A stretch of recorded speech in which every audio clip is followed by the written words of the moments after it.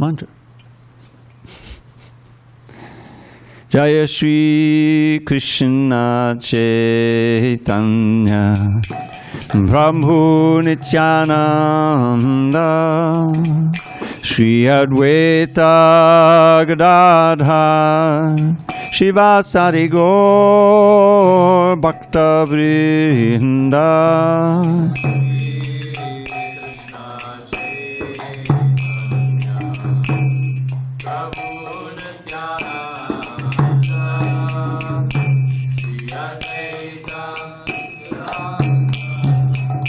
Shiva Sarigo Jaya Shri Krishna Chaitanya Prabhu Nityananda Sri Advaita Gadadhar Shiva Sarigo Bhakta Vrinda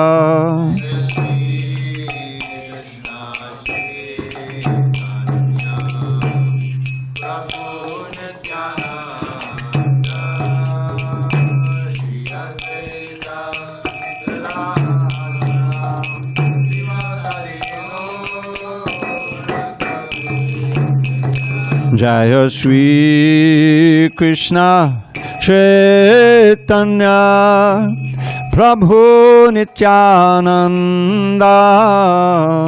Sri Advaita Gadadhar Shiva Sari Gaur Bhakta Vrinda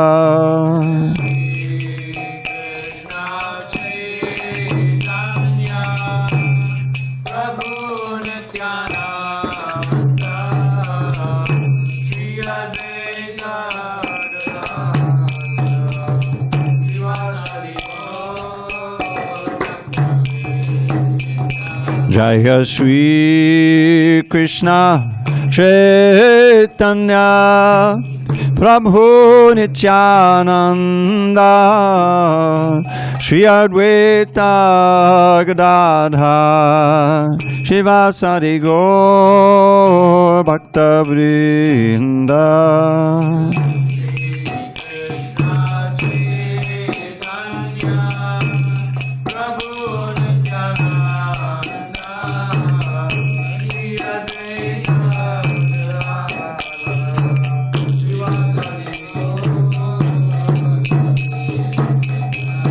Hare Krishna, Hare Krishna, Krishna Krishna, Hare Hare, Hare Rama, Hare Rama, Rama Rama, Hare Hare.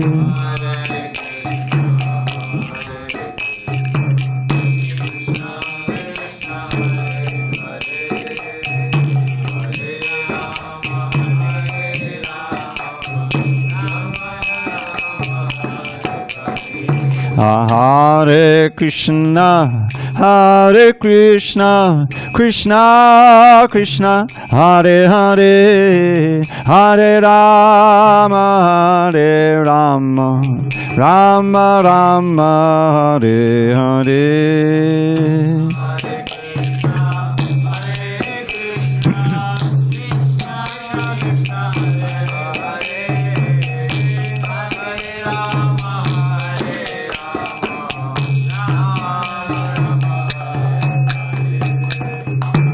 Jai Mr. Pad Paramahamsa Parajika Acharya Ashtotar to the Sri Srimad, His Divine Grace Srila A.C. Bhaktivedanta Swami Prabhupada Ki Jai.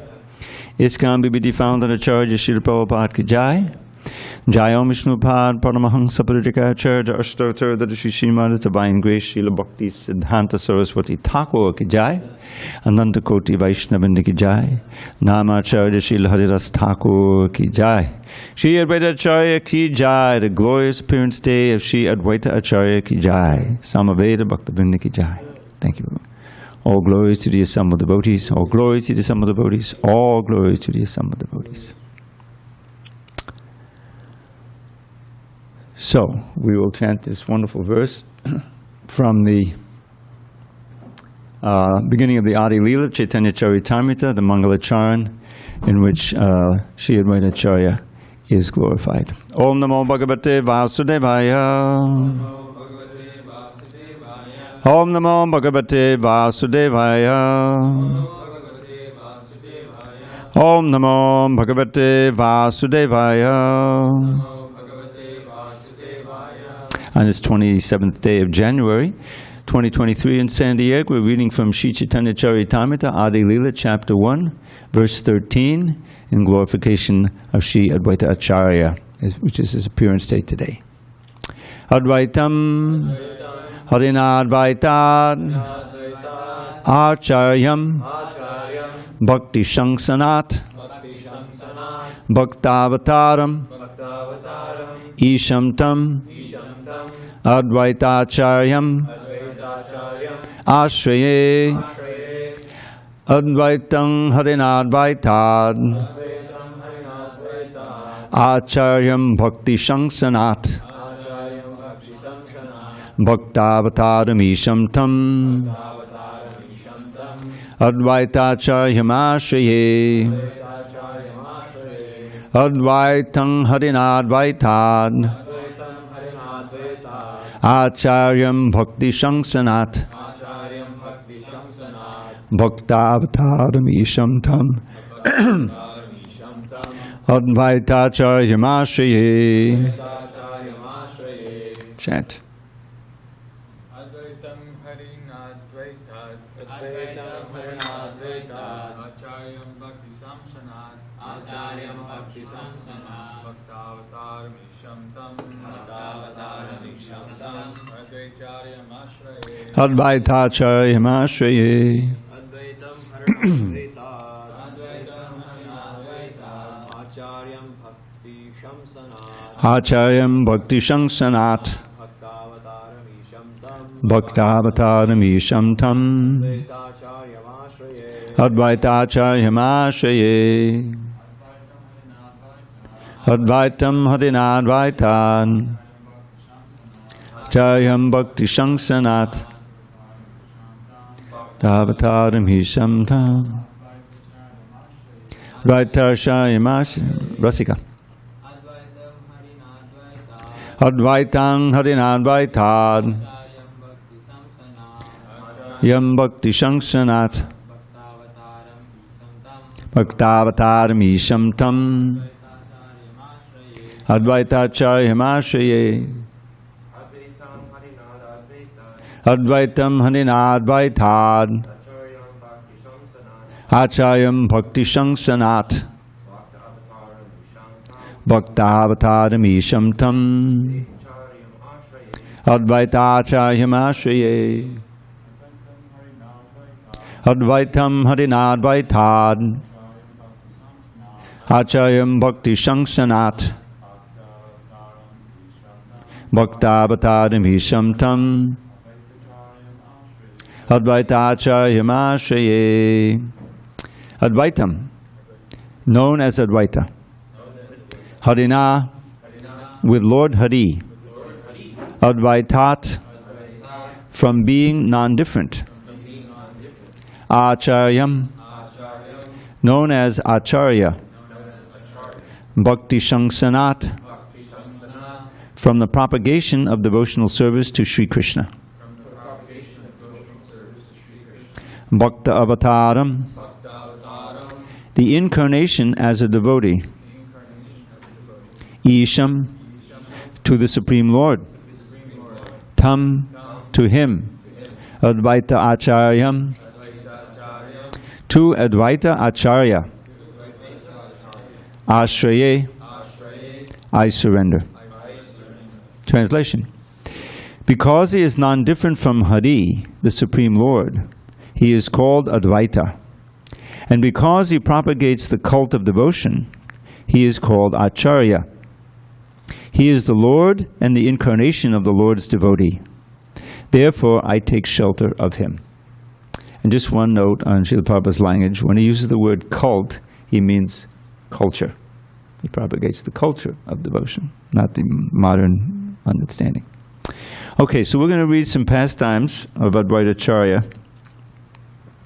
I picked out two important ones. One, the first is his bringing Lord Caitanya down, bringing Lord Krishna down as Lord Caitanya by his ardent appeals, because he saw the state of people in Kali-yuga, even there in Navadvip, which was a great center of learning at that time.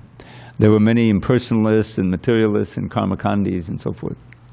And the next one is the second one is from the Chaitanya Bhagavat, his first meeting with Lord Caitanya, which is very ecstatic. They're all very ecstatic. So we'll begin here. Okay.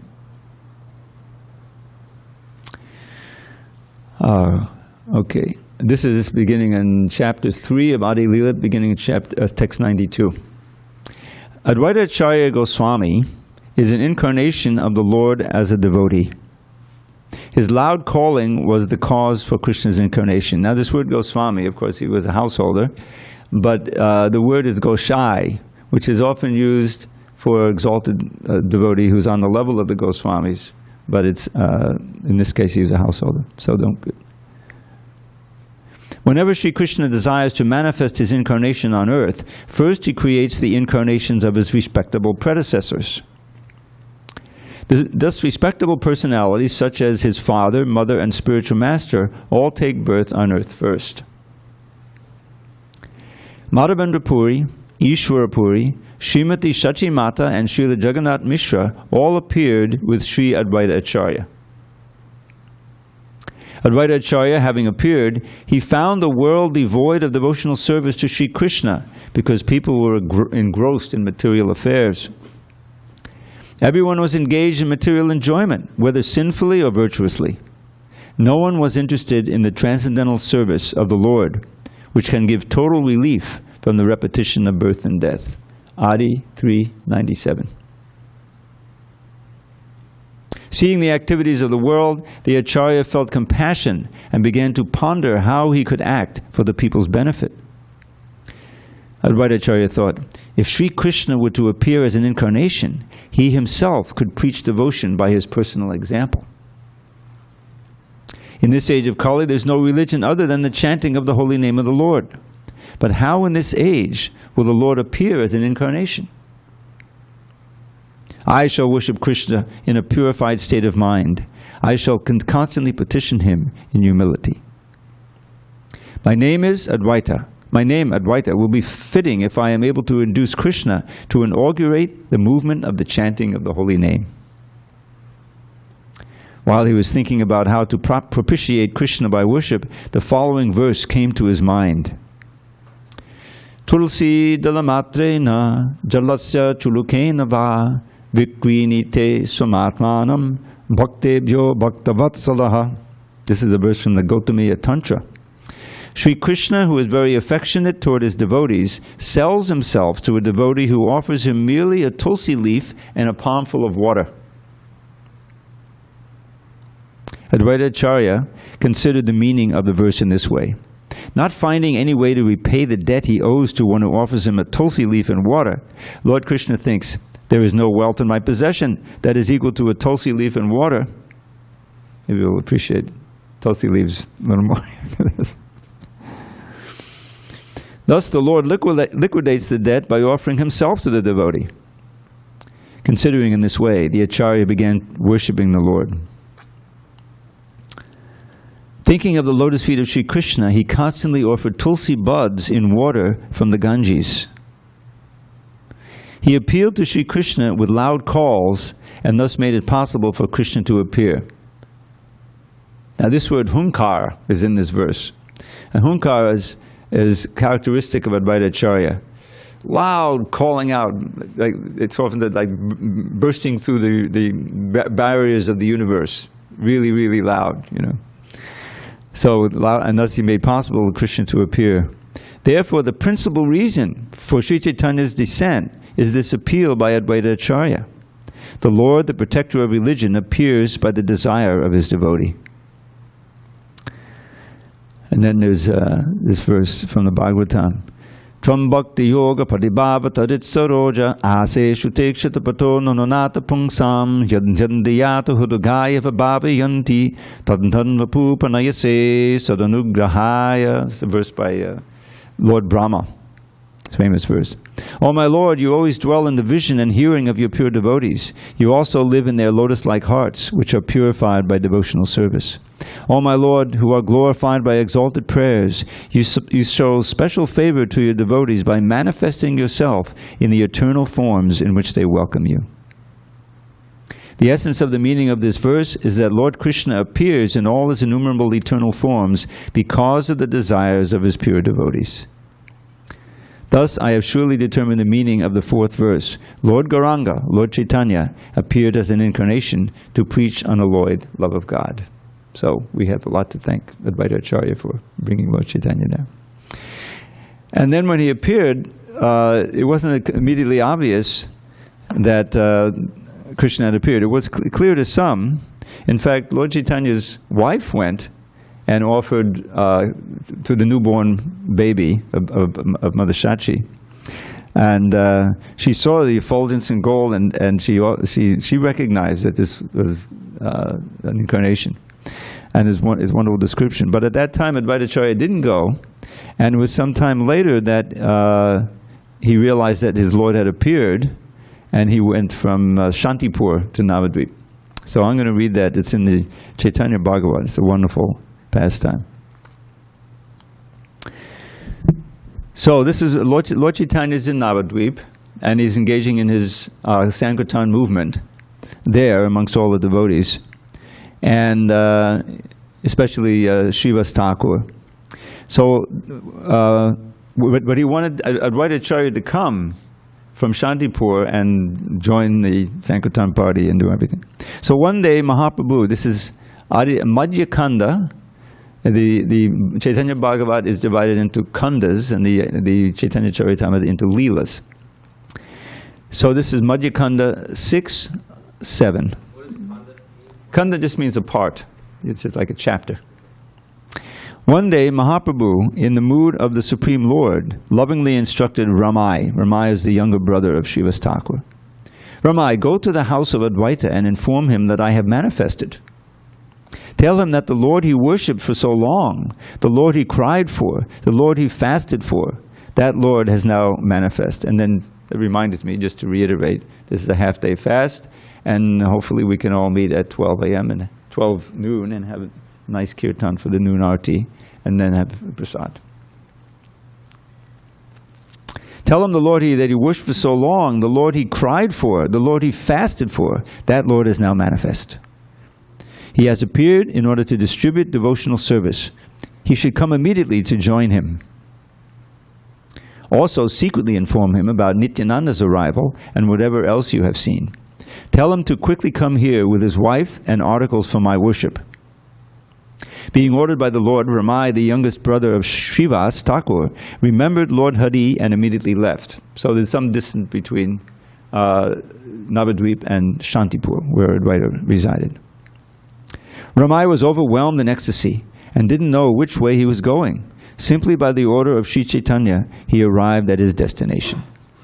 Ramai Pandit offered his obeisances to Advaita Acharya, but he was filled with such ecstasy that he was unable to speak. By the influence of devotional service, the omniscient Advaita already understood. The order of the Lord has arrived. Now, just to make it very clear, in that Mangalacharan, there's another verse about Advaita Acharya indicates that he is Mahavishnu. He's also Vishnu Tattva. So you have Lord Caitanya, Nityananda, and Advaita, they're all Vishnu Tattva. And then you have Gadadhar Pandit, who's actually Shakti Tattva. He's the personified Ladani Shakti, representing Radharani.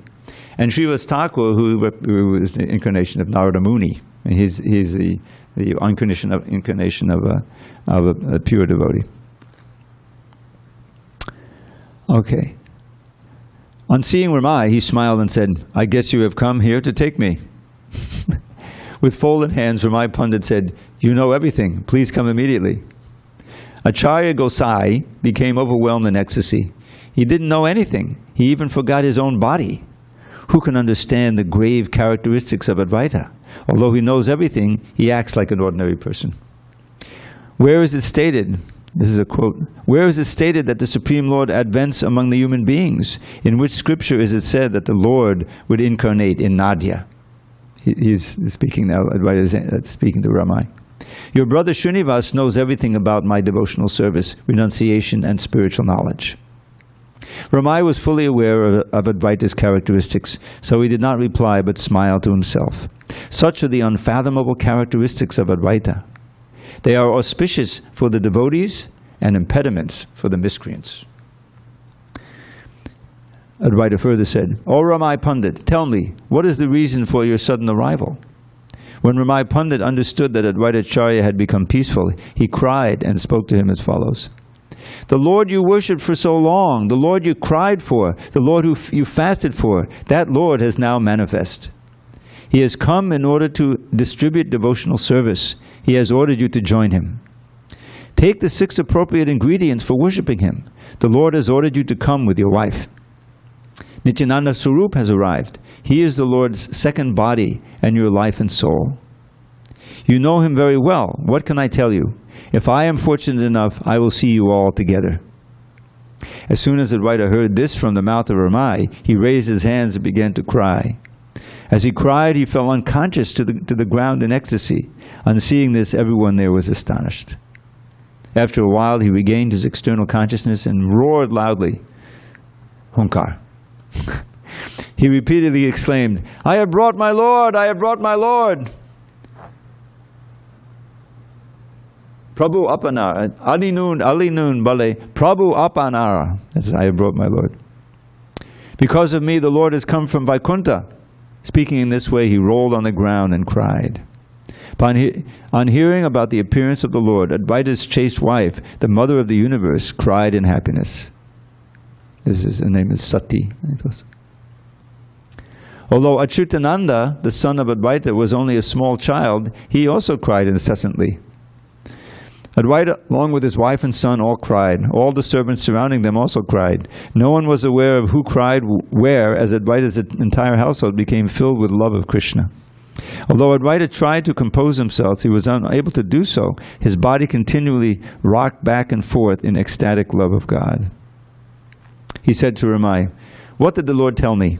Ramai replied, Come immediately.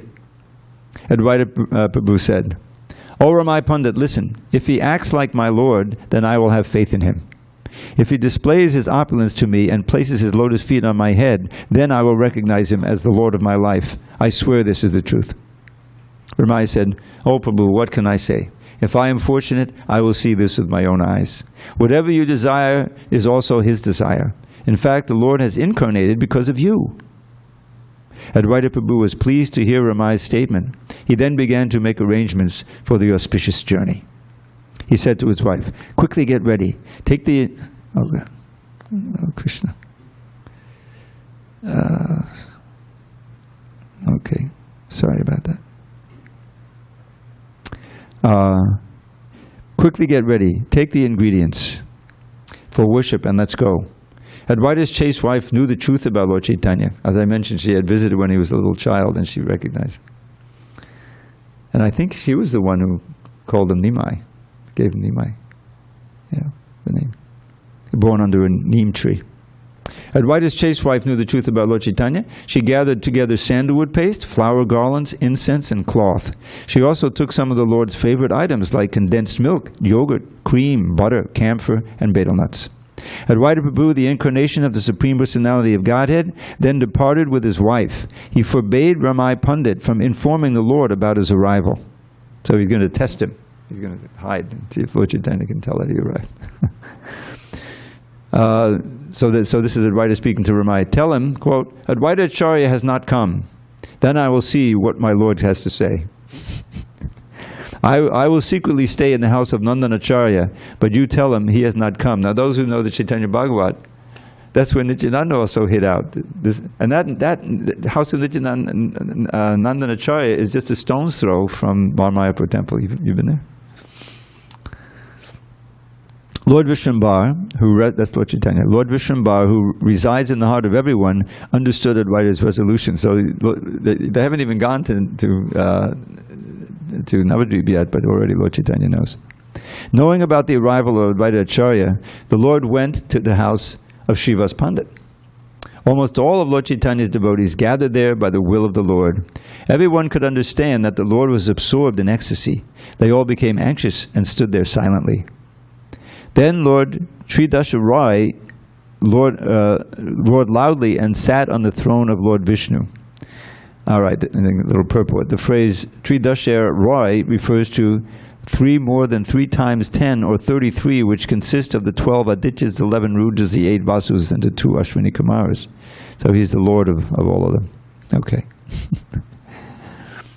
The Lord repeatedly declared, Nada is coming, Nada is coming, Nada wants to see my opulences. So Nada, what does Nada mean? Is that, it says Advaita Acharya. Nada means a sound. I think it refers to his loud calling, right? Nityananda knows the Lord's desires. With this understanding, he held an umbrella over the Lord's head. Understanding the situation, Gadadhar Pandit offered camphor and betel nuts. Everyone present served the Lord according to their own favorable mood. Some offered prayers, and some offered various services. At that time, Ramai arrived there. Before Ramai could speak anything, the Lord said to him, Nada has sent you to test me. So he knew the game that everybody was playing. The Lord rolled his head and said, Nada is coming. He knows me well, yet he always tests me. I know Nada is hiding at the house of Nandanacharya, and he has sent you to test me. Quickly go and bring him here. I am gladly saying this with my own mouth. Ramai Pandit again happily went and explained to Advaita everything that the Lord had said. Upon hearing him, Advaita Acharya floated in waves of ecstasy. Having fulfilled his purpose, he immediately went to the Lord. Advaita Acharya and his wife offered obeisances from a distance and recited prayers as they approached the Lord. They came before the Lord, surrendered at his lotus feet, which award fearlessness, and saw his matchless beauty, which enchants the entire universe. The Lord's enchanting beauty defeated that of millions of cupids, and his effulgent body resembled molten gold. His pleasing face defeated the beauty of millions of moons. He always bestowed mercy on Advaita Acharya. His 2 arms, decorated with various ornaments and jewels,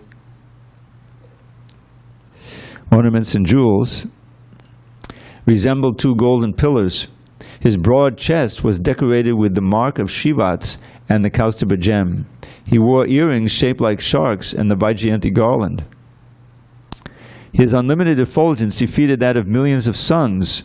Rama, the goddess of fortune, sat at his lotus feet, and Ananta held an umbrella over his head. No one could discern whether the shining objects at the Lord's feet were toenails or jewels. Standing in a 3-fold bending pose, he smiled as he played a flute. Advaita saw the Lord, his associates, and his ornaments as full of effulgence. He saw personalities with 4 heads, 5 heads, 6 heads, offering obeisances to the Lord. And he saw personalities like Narada and Shukadev offering prayers with awe and reverence.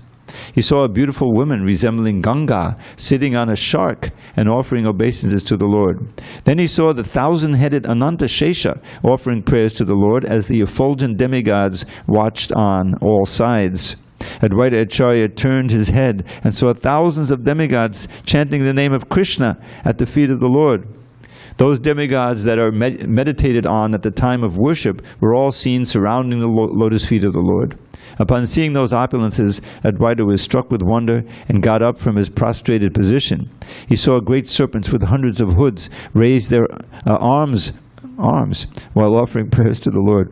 He saw the entire sky filled with divine chariots. The airways were congested by elephants, swans, and horses. Millions of serpents' wives were offering prayers to the Lord while chanting the name of Krishna with tears in their eyes. There was no vacant place left on the earth or in the sky. He saw many great rishis offering obeisances in one corner. Upon seeing those opulences, both husband and wife were so awestruck that they became speechless. The most merciful Lord Vishvambara looked at Advaita and spoke as follows. I have descended to fulfill your vow, for you have profusely worshipped me. Excuse me.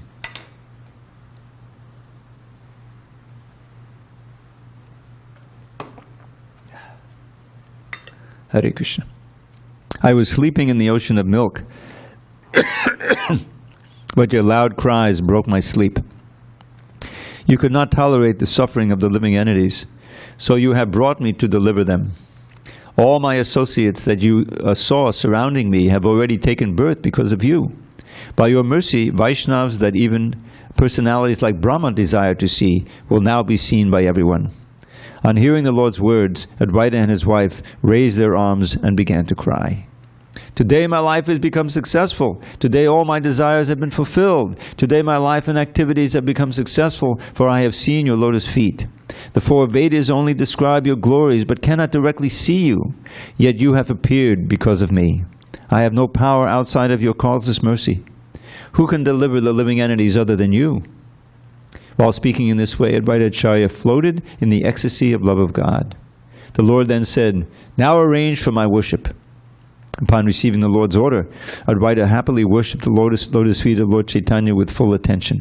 He first washed the lotus feet of the Lord with fragrant water and then smeared them with sandalwood paste. He dipped tulsi manjaris in the sandalwood paste and placed them and the ingredients of arghya on the Lord's lotus feet. He worshipped the Lord with 5 ingredients like sandalwood paste, flowers, incense, and ghee. As he worshipped the Lord, tears of love flowed from his eyes. He offered a lamp with 5 ghee wicks and again offered prayers. Finally, he loudly chanted, "Jai, Jai!" After worshipping the Lord's feet with 16 ingredients, he offered a flower garland, cloth, and ornaments. Advaita Acharya worshipped the Lord according to the Pancharatrika regulations of the scriptures. He offered his obeisances while reciting the following verse.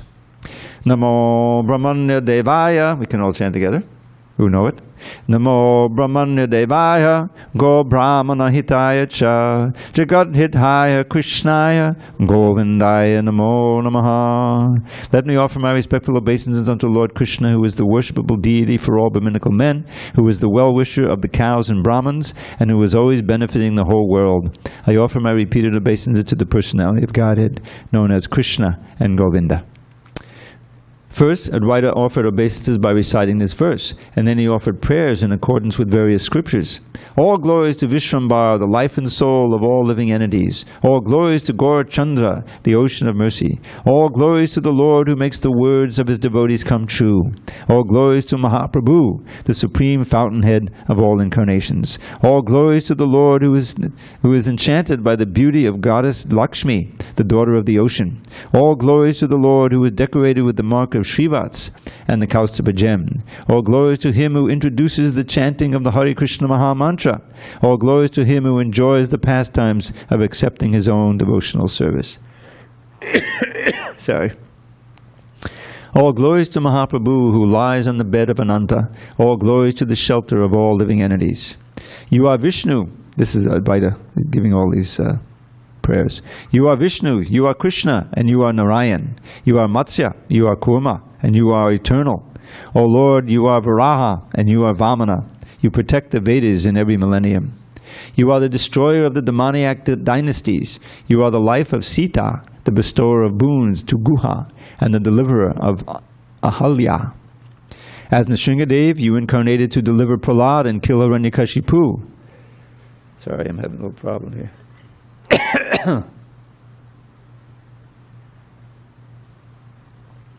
We turn off the heat. It's drying out the air, but Hare Krishna.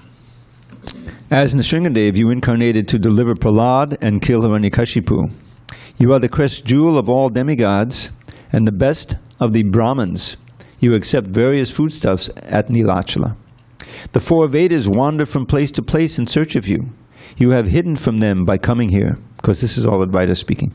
You are most expert in concealing yourself, but your devotees recognize and expose you. You have incarnated to inaugurate the Sankirtan movement. There is nothing in the unlimited universes other than you. Gauri and Shankara, that's Shiva and his wife, are overwhelmed by the nectar of your lotus feet. Rama, the goddess of fortune, engages in the service of the lotus feet with full attention. The 1,000-headed Ananta Shesha sings the glories of these lotus feet. Lord Brahma always worships these lotus feet, and the Shrutis, the Smritis, the Puranas glorify these lotus feet. Those lotus feet covered the entire Satyaloka, and the head of Bali Maharaj became glorified by the touch of those lotus feet. The forceful flow of the Ganges that is sustained by Lord Shiva emanates from those lotus feet. The intelligence of Advaita surpasses that of millions of Brihaspatīs. He knows perfectly well the glorious position of Lord Caitanya. While glorifying, so this is the author speaking obviously, while glorifying the Lord's lotus feet, Advaita floated in tears of ecstasy and then fell flat at the lotus feet of the Lord. Sri Gauranga Roy, the super soul of all living entities, placed his lotus feet on the head of Advaita. Remember, that was one of his ardent desires. As soon as the Lord placed his lotus feet on the head of Advaita, there arose a tumultuous vibration of Jai, Jai! Upon seeing that wonderful sight, everyone was overwhelmed and began chanting, Hari Hari. Some of them rolled on the ground, some of them clapped their hands, others cried loudly while embracing each other. The heart's desire of Advaita and his wife was fulfilled, for they attained the lotus feet of the Lord as they had previously desired. Lord Vishwambar instructed Advaita, O Nara, dance in my kirtan. Being instructed by the Lord, Advaita Gosai began to dance in various devotional moods. As the most enchanting sound of kirtan arose, Advaita Prabhu danced before Lord Gaurachandra. One moment he danced madly, another moment he danced sweetly. One moment he held many straws between his teeth. One moment he whirled around. One moment he stood up. Another moment he rolled on the ground. One moment he sighed deeply, and another moment he fell unconscious. According to the mood of the kirtan, he happily danced in various ways. In the end, he remained in the mood of a servant. No one could understand his inconceivable glories. When he rushed up to the Lord and saw Nityananda, he smiled while raising his eyebrows. He smiled and said, O Nitai, it is good that you have come. For so long I could not see you. Today I will bind you. Then where will you go? So he's always in this joking mood with Nityananda. That comes out in the CC also a lot. Sometimes Advaita addressed Nityananda as Prabhu, and sometimes he called him a drunkard. Nityananda Roy smiled in the behavior of Advaita. They are actually one, but they became two for the sake of Krishna's pastimes. I've already described how Nityananda joyfully served Lord Caitanya in various forms. In some forms he advises the Lord, in some forms he meditates on the Lord, in some forms he becomes the Lord's umbrella or bed, and in some forms he sings the glories of the Lord. So he's Balaram, and he serves, just like this whole temple is a manifestation. That's why we don't lean on the walls. Hare Krishna. Although I often thought, but we're stepping on the floor. Yeah, we have to step on the floor. That's Lord Balaram's mercy that he allows us to. In some forms he advises the Lord, in some forms he meditates on the Lord, in some forms he becomes the Lord's umbrella in bed, some forms he sings the glories of the Lord. All the most fortunate souls know very well that there is no difference between Nityananda and Advaita. So you should know that there's an awful lot about Nityananda in this Chaitanya Bhagavat because he's a direct disciple, Vrindavan Thakur. Amazing pastimes. Hare Krishna. All their pastimes of quarreling together that you see are the inconceivable sporting of the Lord. That means Advaita and Nityananda. The exchange of love between these two resembles the exchange of love between Ananta and Shankara, for they are both dear forms of Sri Krishna Chaitanya. If one who does not understand their quarrels takes the side of one and respects him while criticizing the other, he is vanquished. As all the Vaishnavas watched Advaita's dancing, they were overwhelmed and merged in an ocean of bliss. When the Lord ordered Advaita to stop dancing, he immediately stopped, respecting the Lord's order. The Lord gave his own garland to Advaita and then smiled and said, ask for a benediction, ask for a benediction. Vadamaga, Vadamaga. Advaita did not reply, so Vishwambar repeatedly said, ask, ask. Advaita then said, what more can I ask? I have already received whatever I desired. I have danced before you, now all my desires have been fulfilled. O Lord, what can I ask for? What more is there? I have directly seen your incarnation. What should I ask for? You know well what I lack. What is there that you do not see with your transcendental vision? Lord Vishwambar rolled his head and said, I have manifested because of you. I will preach the chanting of the holy names from house to house, so that the entire universe will dance as they sing my glories. I will distribute that devotional service for which personalities headed by Brahma, Shiva, and Narada undergo austerities. This I assure you. Advaita replied, if you will distribute devotional service, then also give it to the less intelligent persons, including the women and Shudras. Let all the sinful people who are proud of their education, wealth, high birth, and austerities, and those who place obstacles in the path of your devotees and your devotional service, burn to death. And let all others, including the dog-eaters, dance while singing your holy names and qualities. Hearing Advaita's statement, the Lord roared loudly and said, whatever you say will be fulfilled. Wow, okay. The entire world is witness to these words. This is the author speaking. The entire world is witness to these words, for the Lord's mercy was distributed to the foolish and the fallen. Even the dog-eaters are dancing and singing the glories of the Lord, while the Bhattas, the Mishras, and the Chakravartis are engaged in criticism. Someone who studies, there's long purports here, which I'm not reading. Someone who studies the scriptures and shaves his head may nevertheless lose his intelligence, for one who blasphemes Nityananda is certainly doomed. The entire world received love of God by the mercy of Advaita Prabhu. All these pastimes are described in the Madhyakanda. Only Saraswati, the mother of the universe, knows everything about the loving conversation between Lord Caitanya and Advaita Prabhu. That goddess manifests on everyone's tongue and unlimitedly sings the glories of Lord Caitanya. I offer my respectful obeisances at the feet of all the Vaishnavas so that they may not consider my offenses. Advaita Gosai and his wife became jubilant, and on the order of the Lord they remained there. Accepting Sri Chaitanya and Nityananda Prabhu as my life and soul, I, Vrindavan Das, sing the glories of their lotus feet. And that's the end of the chapter. I think that was a fitting description of Lord Advaita. There's a couple of more little pastimes I'll just summarize real quick. Mother Shachi, well, it's first in history. Lord Caitanya had an older brother named Vishwarup, who was very transcendental. He was an incarnation of Balaram, I think. And he left home and took sannyasa at an early age. And he would always go to Advaita's place where they were always reading Bhagavatam and so forth. And so she blamed him, Advaita, for convincing her son to be renounced and take off. And so Lord Caitanya knew that. And so he saw that as a great offense upon his mother's side. And therefore he didn't bestow on her pure love for Krishna right away. And it came out that he wanted her to go and beg for Advaita's pardon and negate that offense. So she did that. She went there and offered her obeisances, and that was another famous thing. Now another one was that Advaita was older. He was senior. He's always with a white beard and everything. And so so Lord Caitanya was always offering him respect. But he didn't want that. He wanted to be in the mood of in the position of a servant. So he started preaching Mayavad philosophy, and he knew that this would anger Lord Caitanya.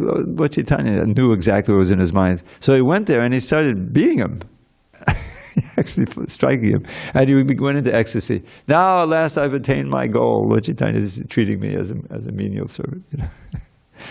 And then there's a wonderful pastime in the beginning of the Madhya Lila, I think maybe chapter 6, where Lord Caitanya takes sannyas, and he immediately starts for, he took sannyas not in Navadvip, but of some distant town. I forget the name of it, from Keshava Bharati, which was he's in the Mayavad line, because the Vaishnava didn't have sannyas at that time. It was Babaji if they wanted to go to Vrindavan. So.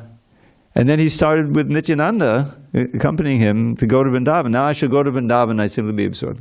So he's on the way, not eating, just chanting, for 3 days. And meanwhile, Advaita, we didn't get a chance to, all the loving residents of Navadvip and his mother didn't get a chance to say goodbye. They heard these rumors, and I was just reading the Chaitanya Mangal the other day. It's devastating to his mother and his wife, Vishnupriya, and he pacified them. So Nityananda played a trick on him. They wandering, 3 days, no eating, just chanting, And so Lord Caitanya said, we're on our way to Vrindavan, and Nityananda said, oh look, there's the Yamuna, because he lost track of time and everything. There's the Yamuna. It was actually the Ganges, and he had conspired. He told some coward boys who were there. He said, if Lord Caitanya asks, you tell him this is the Yamuna. And meanwhile, he told someone else to go and get Advaita to come in a boat, and that he would take him back to his home. And Advaita, said, okay, good. And then he had his wife start to cook. so that devotees could say goodbye to him. So is the pastime there.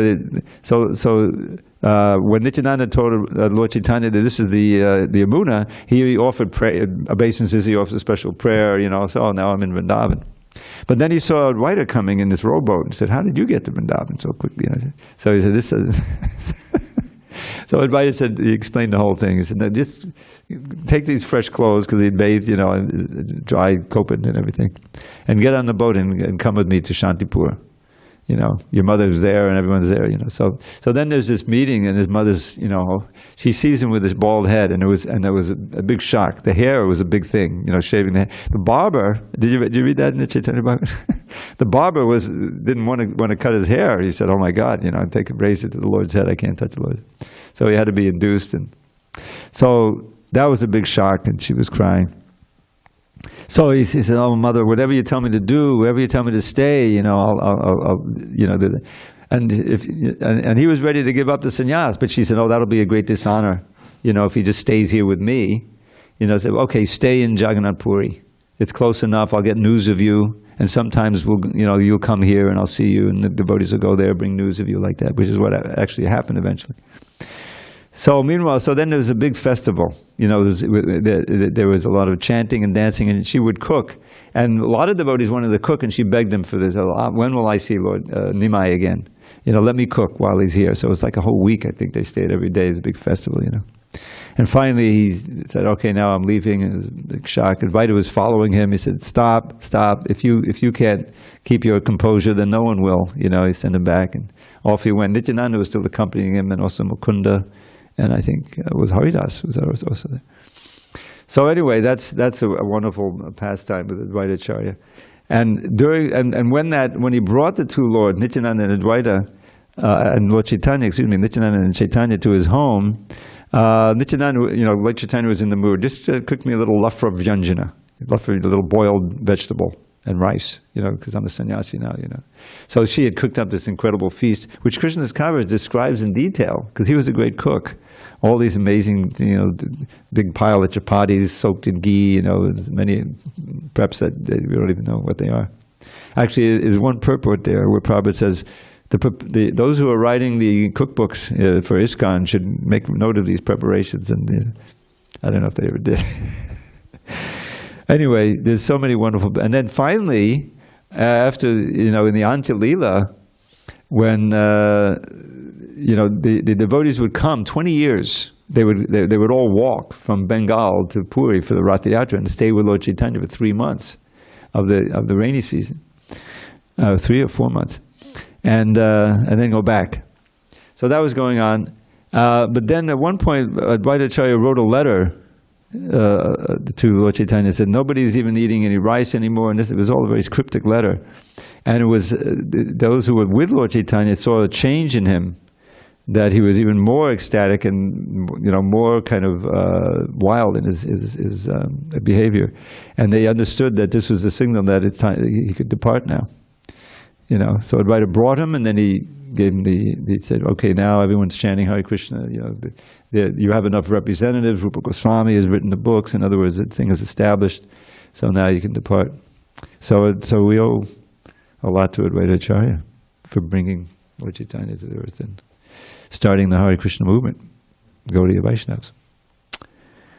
Any other stories? Yes. Get a mic. Yeah, this is the closest. Relation to this name, Nara. Bhaktivinoda Thakur wrote an article in Sajjana Toshini talking about this name. I won't read it because it's not a long article, but he, so apparently there was a there's always been that debate whether Advaita Acharya has a beard or not, whether he has hair or not. So in this article, Bhaktivinoda Thakur settles it. So originally the understanding of that name, Nara, or the understanding amongst some Vaishnavas was that it was an adulteration of the word or transformation of the word Nera, which means bald.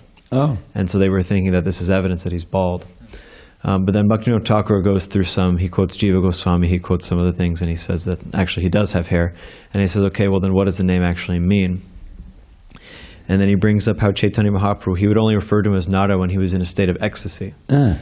And so he describes how, the understanding is that he was resting, and Advaita Acharya Prabhu, performing strict worship, moved him, Nadya, and disturbed his sleep. Thus the meaning is one who moves. One who moves is Nada, so one who moved the Lord. And then another thing also is that he brings up is that it could also be a transformation of the word Nara, which denotes the aggregate jivas, because they're all located within Mahavishnu. He's Mahavishnu. So he says this explanation seems to be correct in many ways. That's some explanation. Really? Okay, that's another interpretation. Just a few little notes. He was a disciple of Madhavendra Puri. And he also, when Haridas Thakur came, he recognized his glories, and he offered him the remnants of the Shraddha ceremony, which is famous, which is very usually offered to a Brahmin, and he offered it to Haridas Thakur, who was a Muslim. And so that was controversial, and he explained that, no, he's better than any Brahmin, So there's a lot of wonderful pastimes with Advaita Acharya. See, you have direct witness. Sure, it's a follow-up. So, thank you for the very nice reflections, and it was really wonderful to read from Chaitanya Charitamrita this morning. He was mentioning that Lord Caitanya was calling him Nada when he was in ecstasy. Yeah. That was actually my question, because you many times when what you're reading, we're talking about them floating in ecstasy. I mentioned there, yeah. And it's kind of, I don't think it's literal, but what do you think it means to float in ecstasy? I have the impression that it's talking about your consciousness floating. I didn't think he was like floating toward the ceiling. Flowing and floating, close enough. Okay. It seems like a really wonderful state. So it is really wonderful to be floating in ecstasy. There's many passages in the CC, especially Anjalila, and Madhulila also, where they describe the kirtans, and the state of the devotees, and how the dancing and the length, where they go on hours and hours. He's Advaita Acharya, who was after all kind of senior, but he was famous for his dancing, his ecstatic dancing. So there's much description, and the Chaitanya Bhagavat has even more of that, because it doesn't get too much into the philosophy, where the CC has extensive periods of that, which is invaluable, But both together provide a very extensive, complete, view of Lord Chaitanya. That's good, because we actually have a modern-day protege of that, and his name's on the verse today, Bhakti Avatar. So he's a senior devotee that does really wonderful floating dancing at his more advanced age. Yeah, it's famous for his twirling. Yeah. Just one note on that. Some of you may not have heard this. I've been here so long. Bhakti Avatar used to be here. He stayed here. And, of course, he had his children, one of whom is famous, Vrindavan Das. And I distinctly remember, right here, Bhakti Avatar running up and down the temple during a kirtan, carrying 5-year-old Vrindavan up and down, up and down. And Madhuri Ryan says, are these children, he had several children, are they getting the proper education, like that? So I think Vrindavan turned out okay. All glory to... Okay, we have a comment or a question from Vijay Prabhu. Yes, Dravida Prabhu, I have on my screen, on the screen of my computer, the life story of Advaita Acharya on Wikipedia, and the quote is, quote, Advaita Acharya's abode was the first place where Chaitanya took alms, and this is where he told Chaitanya, quote, wherever you are is Vrindavan, end quote. So based on this quote, my question is, what is the meaning of such a sentence? Well, first wherever of all, you are is Vrindavan. That's in the Chaitanya Charitamrita. That's part of that pastime where he was headed toward Vrindavan, and he was diverted by Nityananda and went to Advaita's house. And that was the first place where he took alms, where he hadn't eaten anything in 3 days. So he got prasadam there, and a lot of prasadam. So Lord Caitanya said something to the, I was on my way to Vrindavan, and you diverted me here. He said, wherever you are is Vrindavan, means that Lord Caitanya is Krishna, and he's therefore the mood of Vrindavan, if you can see it, if you're sensitive to it, is being carried. Just like Srila Prabhupada, he actually brought the mood of Vrindavan wherever he was. He even said when he was in 26 2nd Avenue, you know, I know the city, I know 2nd Avenue. I used to drive up and down there, or down. It goes southbound all the time. Very busy street with all the honking horns. You know, there's a light nearby. Not exactly like the Yamuna River, you know. But Prabhupada said, even though I'm here physically, my consciousness is in Vrindavan. I'm always thinking of Krishna, I'm remembering all of the pastimes there and so forth. So the idea is that powerful personalities, what to speak of Krishna himself, can bring that Vrindavan mood and establish it anywhere by their strength. By the strength of their devotion in case of Srila Prabhupada, or the strength of their Shakti in case of Lord Krishna. In fact, this pastime comes to mind.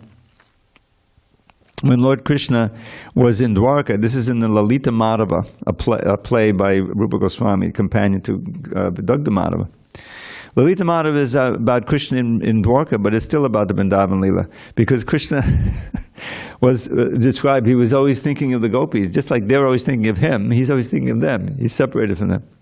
So he's calling out in the middle of the night, you know, oh Radha, Radha. So they built him a new Vrindavan. The first new Vrindavan. It's called Nava Vrindavan. And there were you know, perfect statues of the cows and Mother Yashoda and everything like that.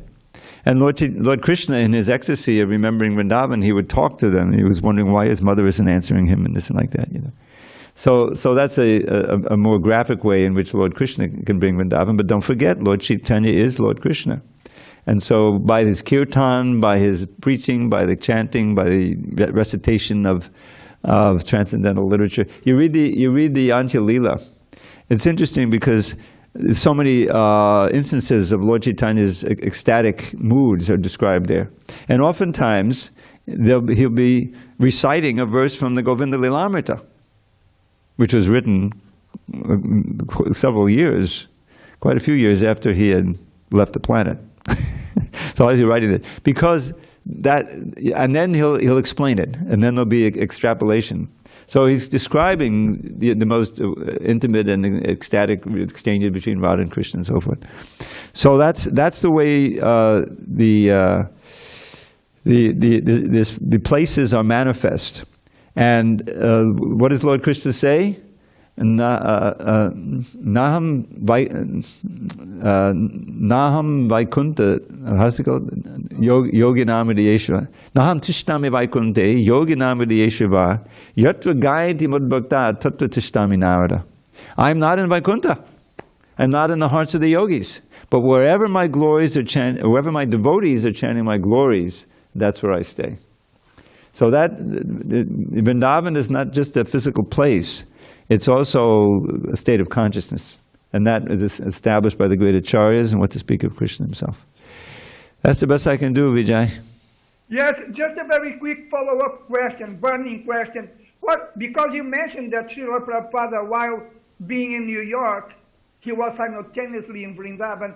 What is the difference between New York as a city and Vrindavan as a city? First of all, I didn't mention it. Prabhupada said it. He said, I'm still in Vrindavan. Obviously, it's different in practically every way you can imagine, you know. But to ordinary vision, that's it. But when you have a great devotee who's chanting and hearing and writing and establishing the sound vibration. Don't forget, the sound vibration of Krishna's name is not different from Krishna. That's true for Vrindavan also. When you have a pure devotee describing Vrindavan, writing, translating the passages in the Bhagavatam, that's a way of dwelling in Vrindavan by hearing and chanting and meditating on those and serving, because what's really important is where your consciousness is. Otherwise, this whole world is a dream world, right? We've dreamt it. It's temporary, you know. What's the difference between New York City and the ocean?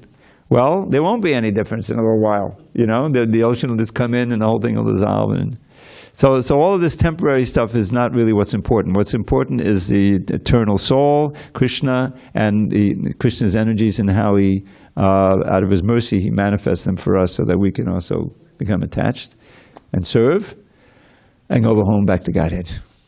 We have to adjourn. Haribol Vijay. Haribol Prabhu. All glories to Prabhupada. Srila Prabhupada ki jai. Yeah. What is that?